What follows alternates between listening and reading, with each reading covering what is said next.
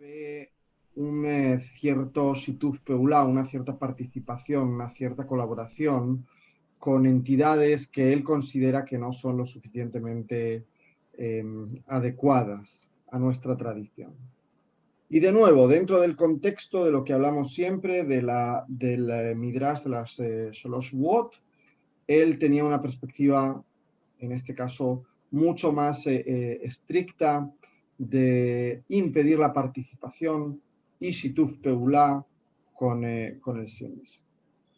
Ahora, no solamente participa aquí, sino que cuando vemos que la Tnuat HaMizrahi comienza a hacerse mucho más fuerte, mayor, etcétera, etcétera, se organiza también un kinus para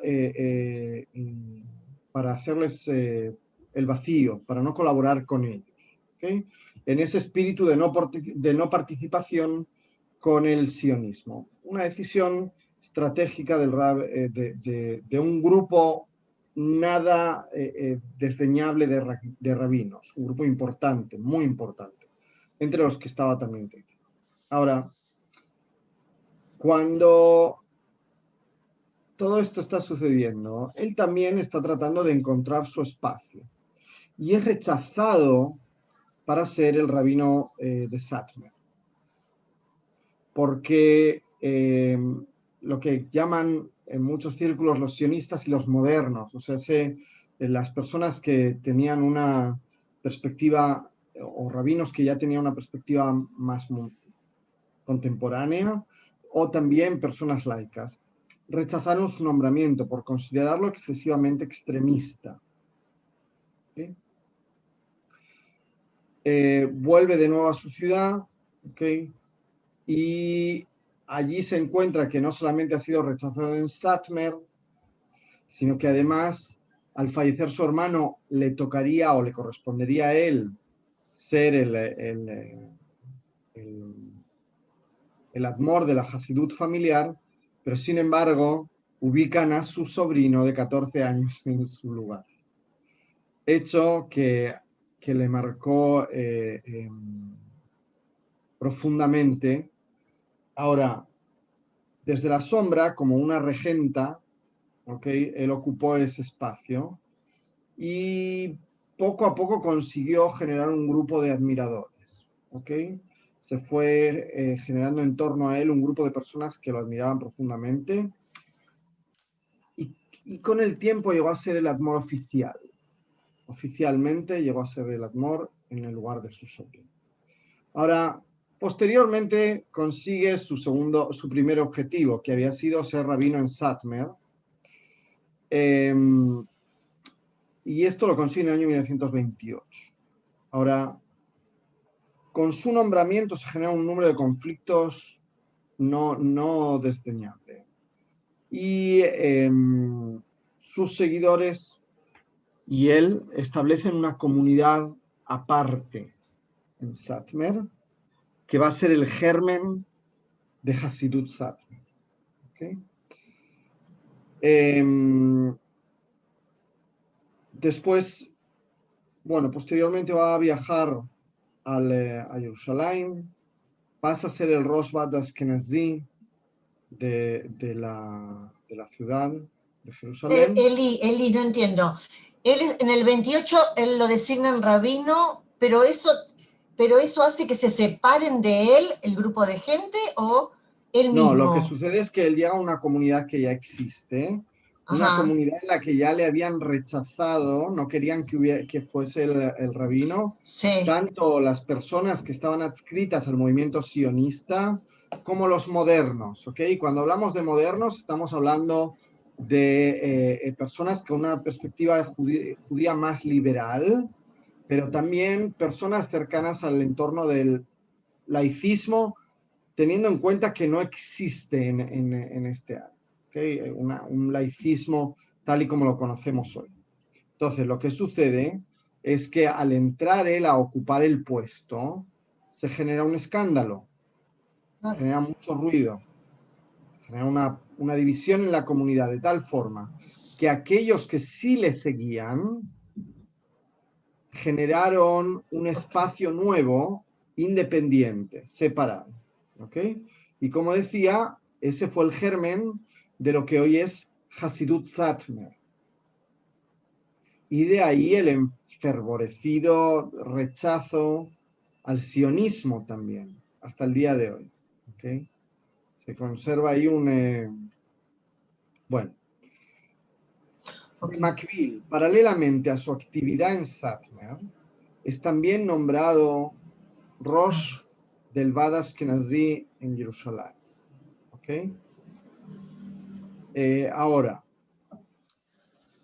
esta propuesta tampoco se materializa, porque su posición genera mucho rechazo, porque él es uno de los rabinos que continúan insistiendo en que no hay que participar con los sionistas, y llega a Jerusalén. ¿Ok? Entonces, encontró una fuerte oposición y no se llegó a consumar. Con el tiempo vamos a ver que sí va a suceder. Después, posteriormente, sabemos que en el año 34 llegó a ser nombrado finalmente el Rab de Satmar. ¿Ok? Sabemos que hubo enfrentamientos muy fuertes y que hubo incluso asesinatos. Esto no es algo nuevo en las Hasiduyot, ¿ok? Entre Hasidim sabemos que con todo ese amor y toda esa felicidad y toda esa alegría, en más de una ocasión las cosas llegaron a las manos. Y cuando hablamos de las manos, hablamos de la sangre.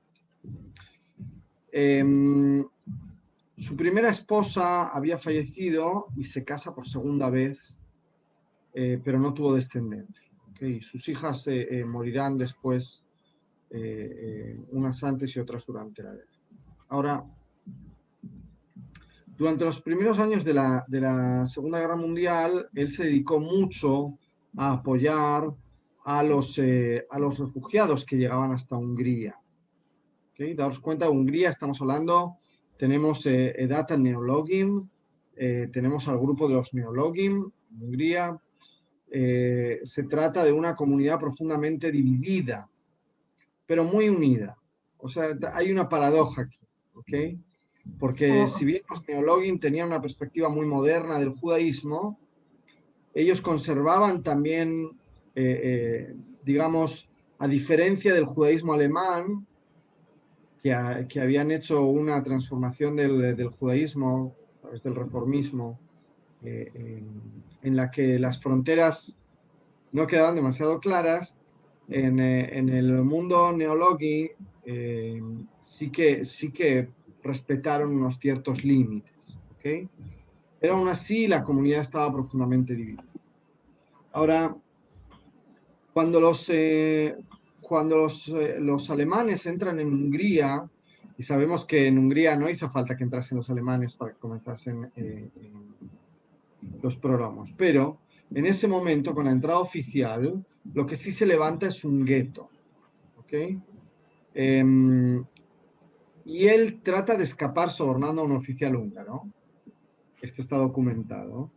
Pero, de nuevo, a este hombre con las cuestiones del liderazgo le iba mal y fracasó. No consiguió convencer al oficial húngaro de que lo dejase escapar del gueto y no pudo escapar. Después sí que fue incluido, y fijaos qué curioso, en la lista de los rabinos que tendrían que ser sacados de Hungría, no hacia Auschwitz, sino en otro sentido, en el tren del profesor Kastner. No sé si conocéis la historia del profesor Kastner. El profesor Kastner era un judío húngaro perteneciente a la corriente de los sionistas en Hungría, que era una corriente minoritaria en Hungría.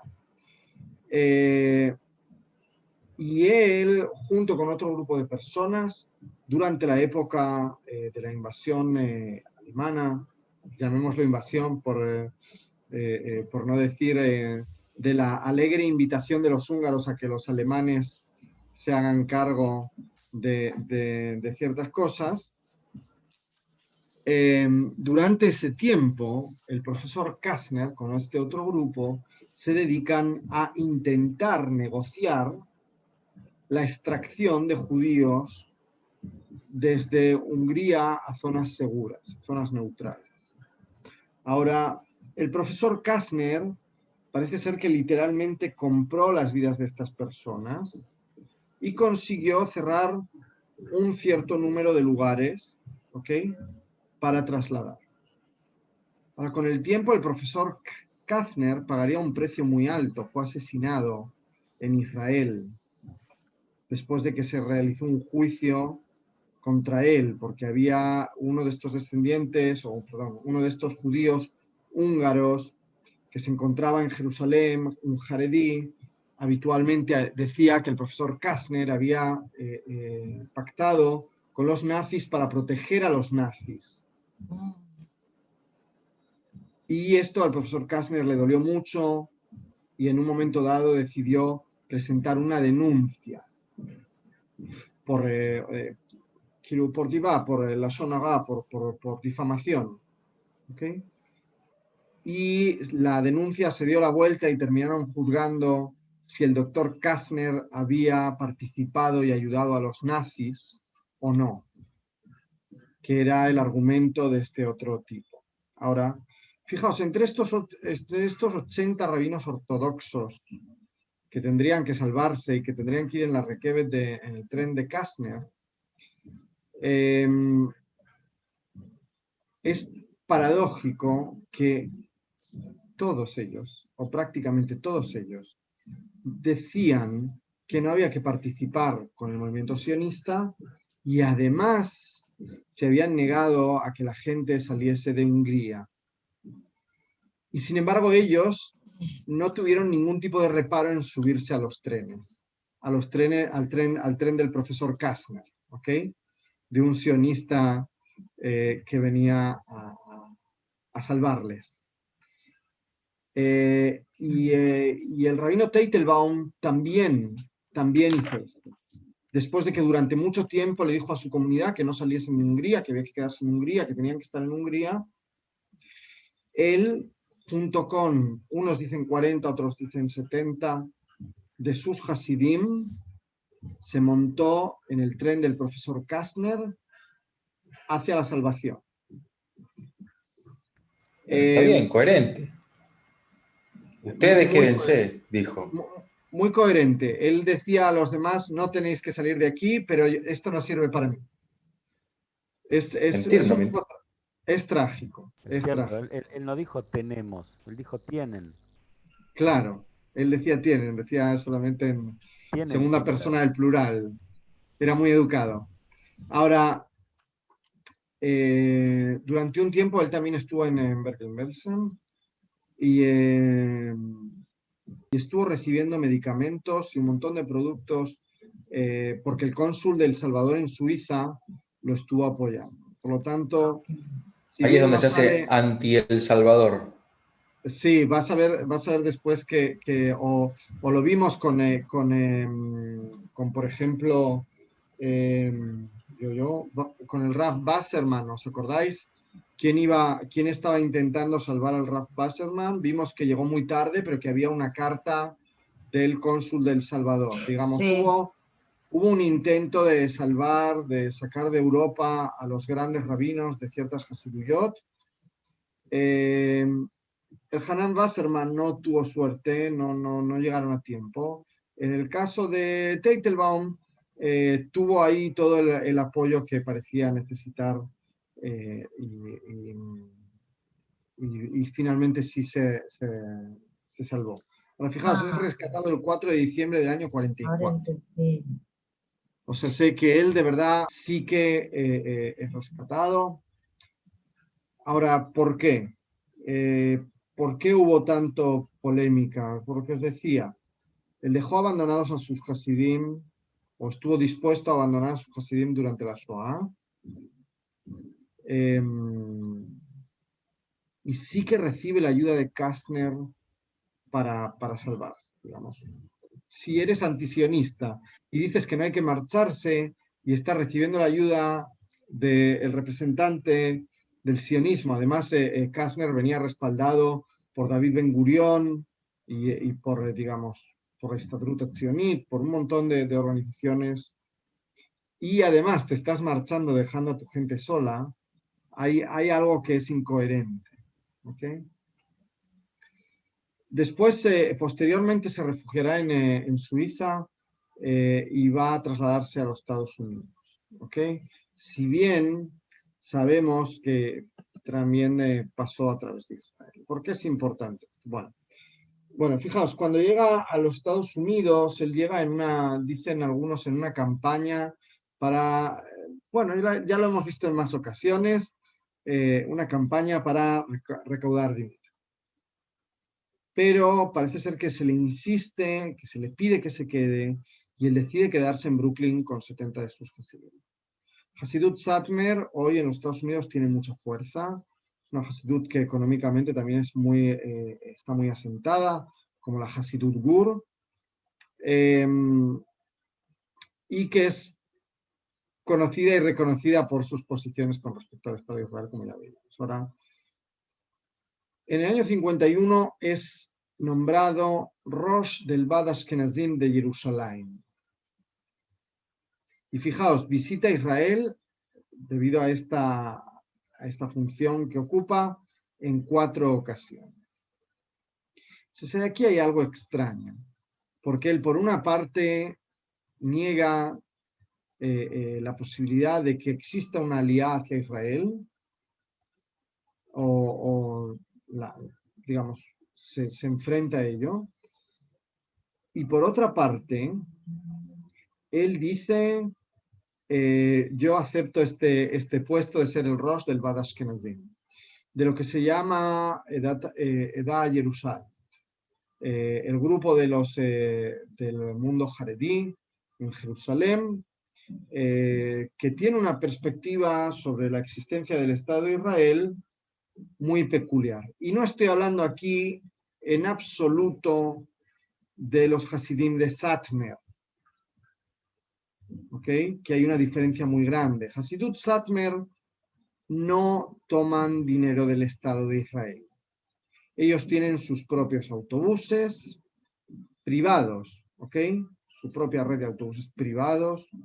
No toman dinero del Estado de Israel, no la Kitzvat Yeladim, no para sus Talmudei Torah y no para sus yeshivot. Estoy hablando del resto, de aquellos que sí solicitan Kitzvat Yeladim, de aquellos que sí viven del dinero que el Estado de Israel proporciona a los yeshivot, de aquellos que sí aceptan los ingresos de un Estado en el que en realidad no cree. Lo cual deja a Hasidut Satmer en un lugar muy especial dentro de este grupo tan amplio que existe en Jerusalén. ¿Okay? Estamos hablando del mundo jaredí de Jerusalén. Los pone en la punta de la lanza, porque ellos son los únicos que verbalizan y dicen las cosas como las piensan. Pero también los pone en un lugar difícil, porque eso genera mucho rechazo. Ahora, fijaos qué curioso que quién es el Rosh Bad Ashkenazim de Jerusalén durante todos estos años, precisamente el Admor de Satmer, no otro rabino, Joel Teitelbaum. Bueno, en el año 55 él también funda una organización para los rabinos de los Estados Unidos y Canadá, también va a ser el Rosh, ¿okay? También va a ser el presidente de esta. Y fijaos qué curioso que, como decíamos antes, el hecho de que él no llegase a heredar la Hasidut de su padre, porque la hereda su sobrino de 14 años, es lo que provoca que al final, de alguna forma, él llegue a ser el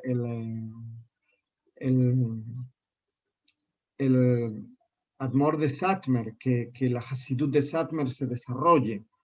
Vimos que después de que su hermano había heredado, fallece, ¿okay? Y hereda a su sobrino, después le correspondería a él, pero tampoco en esta segunda ocasión se lo dan. Su padre en la primera ocasión no se lo había dado porque él no era el mayor, ¿ok? Y en una segunda ocasión. Y esto es lo que genera que al final llegue a esta situación y se funde Hasidut Satmar. Ahora, él llegó a todo esto también un poco haciendo gala de su ideología, de sus pensamientos. Sin duda, unos pensamientos y unas posturas muy extremas, pero que encontraron el respaldo de un grupo muy importante de personas. Una de las cosas que sabemos es que su Hasidut es profundamente estricta con todo lo que tiene que ver con Taharat HaMishpachá, por ejemplo. Que no hablemos del rechazo a los neologim, que evidentemente es indudable que existía por su parte, pero también del sionismo religioso, como vimos antes, que Temurat HaMizrahi, y por supuesto al sionismo. Ahora, habíamos visto ya antes que tuvo un profundo enfrentamiento con Agudat Israel, que fue uno de los que estaban en el VAD, que en el año 1919 condena a Agudat Israel, 1918-1919. Y fijaos, hoy, junto con Gur, con Hasidut Gur, es una de las Hasiduyot más grandes. ¿Okay? Una de las Hasiduyot más grandes, si no la más grande, en cuanto a números. Pero estamos hablando aún así de 150.000 personas. Ahora, que el movimiento reformista tiene más socios que Hasidut Satmer o que Hasidut Gur, sí. Que el movimiento reformista tiene más socios en general que los movimientos hasídicos y Haredim, sin duda. Pero fijaos la diferencia entre tener un grupo de gente que ideológicamente se encuentran aglutinados en torno a una idea, ¿ok? O no. Y esto se ve, por ejemplo, en el comportamiento sociológico de grupos religiosos distintos en las elecciones, en Israel, por ejemplo. ¿Cómo puede ser que el mundo jaredí tenga una representación tan grande en la Knesset cuando el número de reformistas o personas que se identifican con el reformismo en Israel y con el movimiento Masortí supera el número de personas que son Haredim? Fijaos qué curioso, ¿ok? No lo digo como algo positivo, no lo digo tampoco como algo negativo, simplemente uvda, ¿ok? Uvda. Creo que lo podéis ver también en las elecciones en Argentina, no solamente en las organizaciones de la colectividad argentina, digamos, también Silvia sabe... Esto es lo que se vivió en el Congreso. Efectivamente. Sí. Efectivamente. Ahora, ¿estas 150.000 personas son en el mundo o en Israel? ¿O entre Estados Unidos e Israel? No entendí esto, el 20%. Dentro del mundo jaredí. No un 20% del mundo judío. Jaredí. Okay. Dentro del mundo jaredí. Son el 20%. O sea, de verdad es la Hasidut más grande con mucha diferencia. Porque me parece que detrás de ellos está Hasidut Gur. Y si recuerdo bien, Hasidut Gur tiene un 13% aproximadamente. O sea, es una diferencia grande. Sí. Y por eso ellos siguen liderando. Por eso Hasidut Satmer sigue liderando el mundo jaredí, ¿ok? Que es curioso. Ahora, como os decía antes, él de verdad era de los que estaban totalmente en contra, a diferencia de otros líderes jaredim, de colaborar con el Estado de Israel. Y eso hace que tengan, sinceramente, de nuevo, una postura difícil de conciliar con nuestro pensamiento, pero una postura, podríamos decir, en cierta medida coherente. ¿Ok? ¿Por qué? Porque ellos deciden no colaborar y no colaboran. Pero él tampoco fue coherente del todo, porque entonces tampoco tendría que haber aceptado ser el líder del Bad Ashkenazim en Jerusalén, por ejemplo. Pero bueno, es una cuestión a debatir entre muchas otras que hay en su... Ahora, fijaos, no solamente es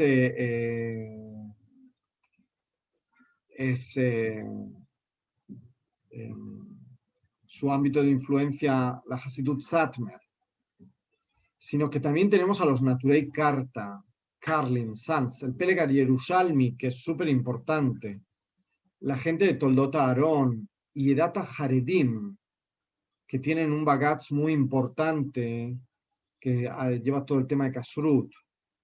Ahora, fijaos, estamos hablando de que prácticamente abarca casi todas las Hasiduyot, abarca prácticamente todo el mundo Haredí, su ámbito de influencia. Hasta el día de hoy, Satmer, como decíamos, tiene una gran influencia. Fijaos el despliegue que hubo cuando salió de Nueva York, el rabino de Satmer, para viajar a Israel, y el despliegue que hubo en Israel también. Era como si hubiera llegado un jefe de Estado, ¿ok? Como si hubiera llegado un jefe de Estado. Ahora, él sí que participaba con las autoridades americanas, sí que colaboraba con las autoridades americanas, por aquello de Shelo Limrod, ¿ok? Shelo Limrod Ba'amim. Y participaban o colaboraban en cuestiones referentes a pobreza, porque dentro del mundo hasídico en los Estados Unidos también había bastante pobreza. Y él sí que podría haber sido el fundador de Torah Ba'avodah, del mundo de Atileumi, de Manei Torah Ba'avodah, porque él creía de verdad en la combinación entre llevar adelante una profesión y ser religioso. O sea, no veía una tensión entre estos dos aspectos, al contrario, él empujaba o incitaba a que existiese esta profesión de investigación, y gracias a él, hoy el mundo jaredí de los Estados Unidos, que todos lo ponen como ejemplo, fíjate el mundo jaredí en los Estados Unidos, cómo es que sí que trabajan, pero además, bueno, él fue quien incitó esto. Él fue quien empujaba a que esto sí sucediese y que no se dedicasen solamente a tareas de ser el shohet y el que tiene la tienda del kashrut en el barrio de no sé qué, ¿ok? Sino que tuviesen profesiones para poder ganarse la vida. Y esto es lo que hace que su hasidut sea una hasidut que tiene de verdad mucho poder económico. El contexto histórico en el que se desarrolla la tarea de Teitelbaum y que lo condiciona, ya hemos hablado de muchos otros casos, pero de nuevo, el sionismo, fijaos, él hace un recorrido muy amplio, ¿no? Tenemos el sionismo que está consiguiendo llevar adelante un montón de cosas en esta época. El mundo del neologismo también influye mucho la perspectiva del Rav Teitelbaum, porque él se siente profundamente amenazado por este grupo que trata de conciliar entre judaísmo y modernización. Tnuat HaMizrahi, que habíamos hablado de ellos, Agudat Israel, que tenía una postura antisionista, pero que parecía no ser lo suficientemente clara, porque parece ser que estaban de acuerdo, o algunos de los rabinos también hemos visto que pertenecían a Agudat Israel, sí que tenían una cierta cercanía con el sionismo. La crisis de la Primera Guerra Mundial, que supone una crisis y una ruptura tremenda en Europa, ¿ok? Y por supuesto esto también afecta a Hungría, ¿okay? El rechazo o el profundo rechazo del sionismo por parte del judaísmo húngaro, ¿okay? El sionismo en Hungría era minoritario. Por cierto, os recomiendo que veáis, hay una recreación que hicieron para la televisión israelí del caso del profesor Kastner. Os recomiendo que lo veáis, porque es muy interesante. Y ahí se habla de todo esto. La Segunda Guerra Mundial, que supuso una amenaza muy fuerte para él, pero consiguió y supo, utilizando sus influencias y su poder, salvarse, si bien no todos sus hasidim se salvaron. Tenemos todo lo que es lo referente a la Shoah, la judería húngara, el doctor Kastner, como ya decíamos antes. Tenemos el periodo posterior a la Shoah, que es un periodo en el que desarrolla una perspectiva mucho más antisionista. Si hasta el momento había sido antisionista, con el levantamiento del Estado de Israel eso cobra mucha más fuerza. También habíamos visto, o habíamos hablado ya en más de una ocasión, todo el tema de las emigraciones desde Europa o desde Rusia, ¿okay? Desde el este de Europa, desde los países que están al este de Europa y Rusia, hacia los Estados Unidos. Y lo que eso genera en torno a esta comunidad. ¿Os acordáis? Hablábamos del Hafetz Haim, que escribía libros específicamente para estas comunidades. Y el desarrollo del judaísmo antisionista, que hemos visto hasta el día de hoy. Y que a muchos escandaliza. Y yo creo que, si bien nos genera mucho ruido, de nuevo, es una postura complicada de comprender, complicada de compartir también, pero que está ahí, que tiene mucha fuerza, que tiene mucho peso. Sí. No, te quiero dime. preguntar. Sí. Cuando él llega a Estados Unidos, llega con 70 Haredim. O sea, en la Shoah, muchísimos de ellos murieron. Él logra escapar, pero él logra ser rescatado con estos Haredim, con estos 70, porque a menos que los haya conseguido en Estados Unidos, no entiendo, no me dan los números. No, ok, bueno. Dicen que él fue rescatado con 40 de sus Hasidim. Ah, ok. Sí. Esto es lo que dicen. Ahora, estos 70 yo no sé muy bien de dónde salen. Algunos de ellos se incorporan en los Estados Unidos, otros de ellos se han incorporado en Israel.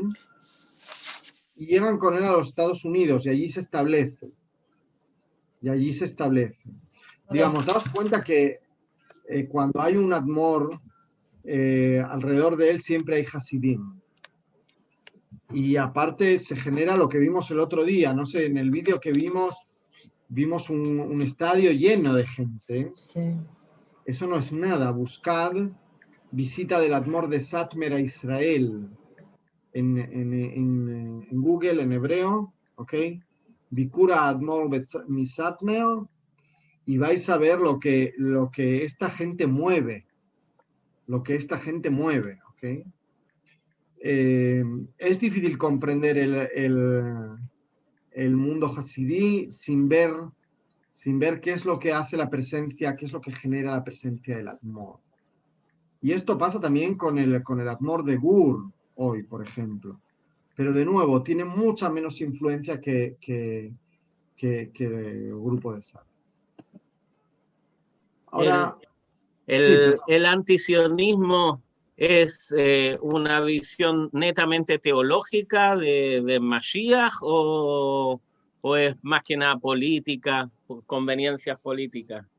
Es una buena pregunta que habría que hacerle a él, Martín, pero él es coherente con una tradición de 2000 años dentro del judaísmo. Él hace una interpretación estática de la tradición. Él trae el Midrash Shlosh Shvuot y dice, está claro, no podemos Asur la'alot bejomal Israel, Eretz Israel, o sea, la aliyá masiva está prohibida, Asur limrod ba'amim está prohibido, que nos rebelemos a los otros pueblos. Asur lekayem yeshut ribonit atzmait, está prohibido que tengamos una soberanía propia, ¿ok? Entonces, bueno, él es coherente con esta posición, es extremista, digamos, porque él no observa lo que está sucediendo alrededor. él no observa la articulación nacionalista que existe en todo el mundo, la articulación de naciones en torno a una nacionalidad, ¿no? La articulación de los estados en torno a una nacionalidad. En este sentido, no está demasiado distanciado con el movimiento reformista, que lo que dice es yo soy alemán.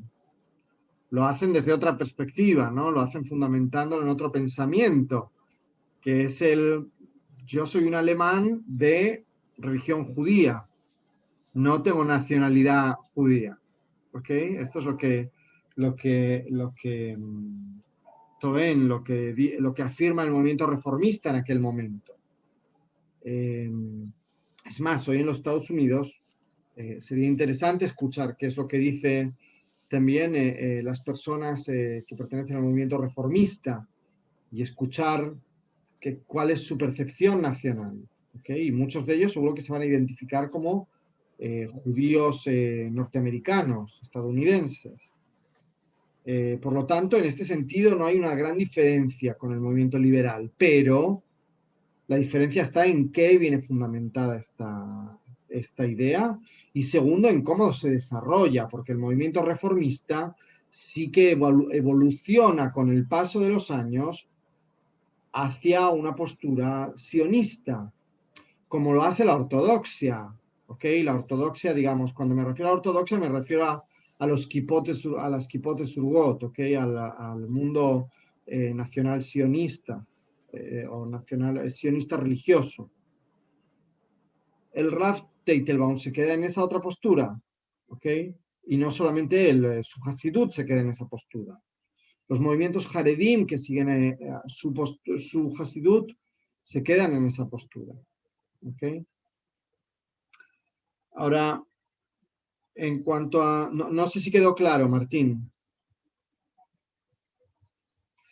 Sí, gracias. A ti, de nada.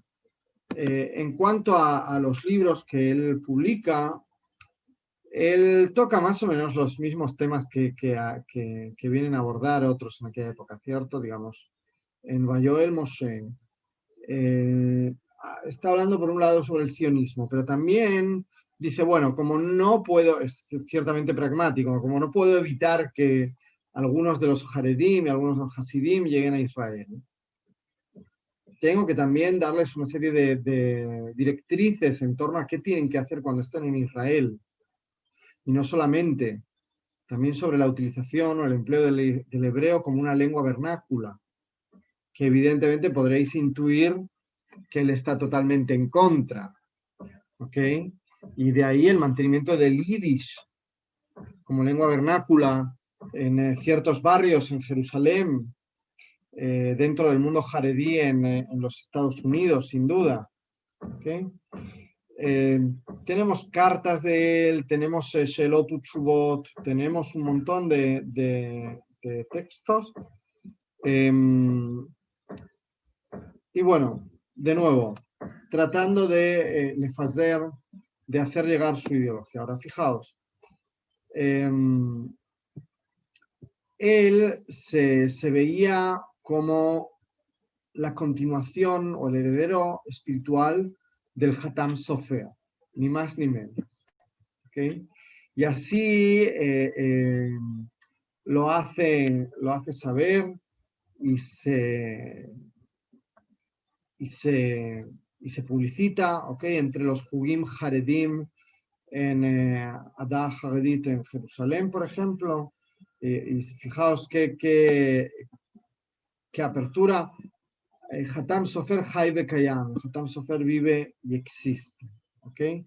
Y dicen, no hay nadie en nuestra generación tan grande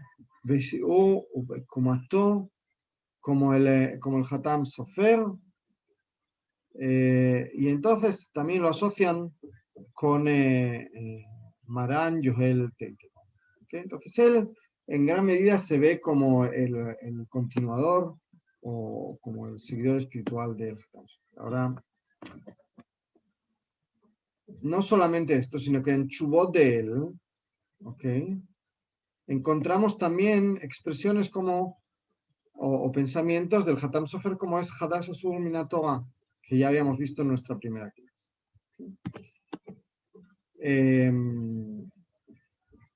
Ahora, de nuevo, hablábamos antes de que faltaba una cierta coherencia en su relación con el Estado de Israel. ¿Por qué? Porque tenía una actividad muy intensa en Jerusalén, muy intensa. Y se conservan un montón de shelatim, ¿ok?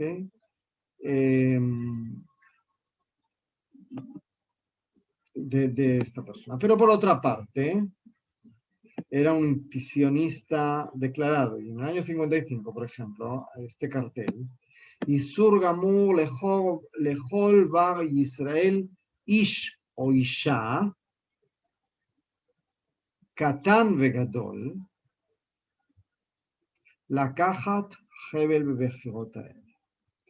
O sea, están las elecciones y el Rav Teitelbaum lo que dice, porque veis que abajo está su firma, prohibido formar parte de estas elecciones. Hombre, mujer, o pequeños o grandes, todos, ¿ok? Tienen prohibido participar en las elecciones. O sea, esto quiere decir votar, esto quiere decir ser miembro de la Knesset, etcétera, etcétera. Ahora, fijaos qué interesante. Fijaos qué interesante. ¿Quiénes son los que hoy sí se encuentran en la Knesset? Agudat Israel y Hasidei Gur. Pero sin embargo, el mundo que es representado, el mundo sobre el que influencia el Rav Teitelbaum, no tiene una representación tan clara en la Knesset. De nuevo, él tiene un ámbito de influencia mucho más amplio que su Hasidut. Su Hasidut es extrema. Su Hasidut no toma dinero del Estado de Israel. Pero hay otros grupos Haredim y Hasidim que sí están influenciados por él o por su ideología, que sí toman dinero del Estado de Israel. ¿Okay? Y que incluso participan en las elecciones en el Estado de Israel. Es interesante, es muy interesante. Ahora, vamos a leer brevemente algunas cosas que él dijo, por ejemplo, sobre por qué le sucede la Shoah al pueblo de Israel. ועכשיו בדורנו זה, הם צריכים לחפש ולבקש במטמונים את העוון שהביא עלינו את הצרה הזו. Le está diciendo, está claro cuál es la transgresión. כי הוא גלוי ומפורש בדברי חז"ל, שהגידו לנו זאת לפיהם, שלימדו מקראי שעל ידי העבירה על השבועות שלא לעלות בחומה, שלא ידחקו את הקץ. אוקיי? אני מתיר, אוקיי. Fijaos, dice la transgresión es sobre las Shvuot, de no subir en grupo a la tierra de Israel, de no hacer aliyá en la tierra de Israel en grupo, y de no apresurar el final que conlleva a la venida del Mesías. ¿Ok? Bueno, dice esto, ¿quién lo hace? Los sionim, la tzionut. Y dice, ¿cómo les llama? Aminim ve'apikosim. עשו כל מיני הסתדלות לעבור על השבועות הללו, לעלות בחומה ולקח בעצמם ממשלה וחירות קודם הזמן. אוקיי? זהו דחיקת הקץ. והמשיכו רוב בני ישראל לרעיון הטמא הזה. O sea, se consiguieron que la mayor parte del pueblo de Israel fuesen tras esta idea impura, ¿ok? Y entonces dice que de aquí viene las tzarot al pueblo de Israel, o sea, es la Shoah.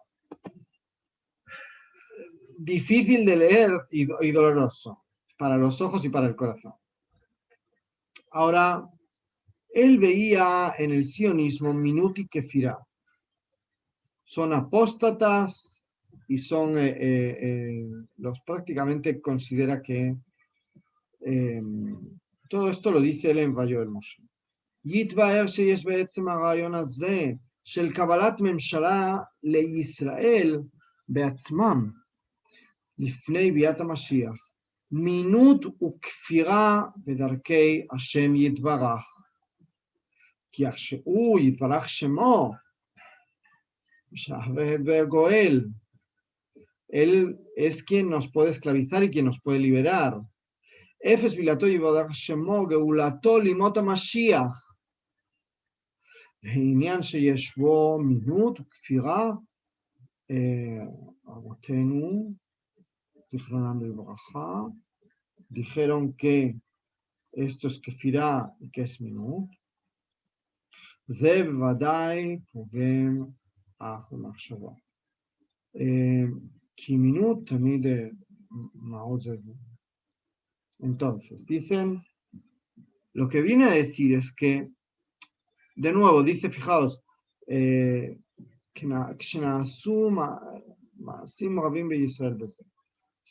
nuevo, él habla de Kfirá y él habla de Minut. Prácticamente está hablando de una división. ¿Qué sería eso? Perdón, apareció varias veces la palabra Minut y Kfirá. No ok, sé ¿conoces Birkat la Minim en Tfilat Shmona Esrei? Sí. Aminim son aquellos que disienten o que se salen del Klal Israel, que dejan de alguna forma de ser parte del Klal Israel, ¿ok? Entonces él cuando habla de Kfirá está hablando de apostasía, pero cuando habla de Minut habla del hecho de la necesidad de expulsarles, ¿ok? Sabemos que Birkat al-Aminim se desarrolla, o así parece ser, debido a que hay una serie de grupos dentro del pueblo de Israel en un momento dado, y para que el otro no pueda rezar conmigo, introduzco Birkat al-Minim para que no puedan venir y rezar con nosotros, porque ellos son los minim. ¿Ok? Ahora, para él, además, si hay algo más grave que el sionismo, es el sionismo religioso. Y para él, el sionismo religioso es la minuta Hadashah. ¿Ok? De verdad que en su